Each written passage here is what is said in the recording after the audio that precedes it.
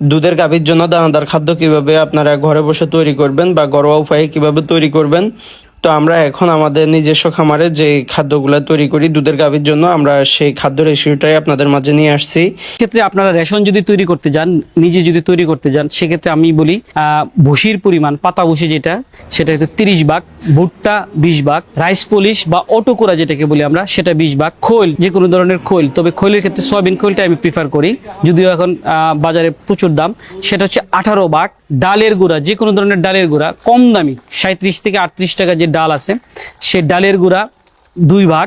DORB অথবা গুঁড়া, DORB D oil rice brand একটা উপাদান পাওয়া যায়, অথবা গুঁড়া, গুঁড়া বলতে 2 নং গুঁড়া বা হালারের গুঁড়া, এরকম একটা বাজারে প্রচলিত ধানের যে গুঁড়াটা, সেই গুঁড়া, নট কুড়া, গুঁড়া, এটার মধ্যে একটু খুদি মিশ্রিত থাকে, এটা আমরা দিব 10 ভাগ।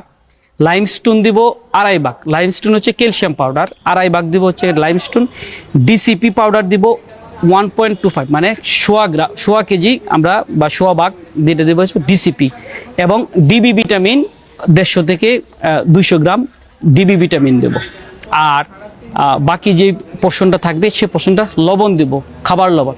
খাবার লবণটা কিন্তু গরুর জন্য কখনোই এসেনশিয়াল কোনো জিনিস না, যদিও আমরা অনেক জায়গায় অনেক খামারে এই লবণের পিছনে আমরা অনেক টাকা ব্যয় করি।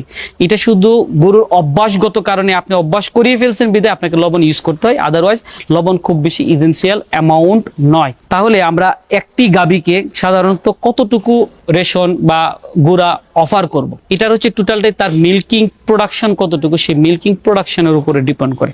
এটা ভেরি করে, এক এক জায়গায় এক এক ধরনের জিনিসের উপর ভেরি করে। এটা ড্রাই ম্যাটারের উপর ভেরি করে, এটা এনার্জির উপর ভেরি করে, এটা ক্রুড প্রোটিন বা প্রোটিন পার্সেন্টেজের উপর ভেরি করে, গরুর সাইজের উপর ভেরি করে, গরুর প্রোডাকশনের উপর ভেরি করে, গরুর বয়স কতটুকু সে বয়সের উপর ভেরি করে। সুতরাং এটা একদম কংক্রিট কোনো নয়, তবে আমি একটা থাম্ব রুল যে জিনিসটা বলি, আপনারা ধারণা করতে পারবেন সহজে, যে যাতে আপনারা কাজ করতে পারবেন, রিক্যাপ করতে পারেন, সে অনুসারে আমি যদি বলি, একটা গরুর প্রতি 100 কেজির জন্য 1 কেজি পরিমাণ দানাদার দরকার তার বডির মেনটেনেন্স করার জন্য, তার 6 কেজি। তার মানে এই যে টোটাল ফিডটা তাকে অফার করতে হবে। কম প্রোডাকশনের ক্ষেত্রে একটু খাবার একটু বাড়িয়ে দিতে হয়, তাহলে তার এই প্রোডাক্টিবিলিটিটা ঠিক থাকে। তবে থাম্ব রুলে একদম কোনো কিছু আপনি চিন্তা করলেন না, তাহলে তার প্রোডাকশনের জন্য 3 কেজি দিলেন, এক্সট্রা 1 কেজি দিলেন যদি আরো কম প্রোডাকশনের হয়, এরপরে প্রতি কেজির জন্য হাফ কেজি, প্রতি কেজি দুধ প্রোডাকশনের জন্য হাফ কেজি খাদ্য অফার করতে।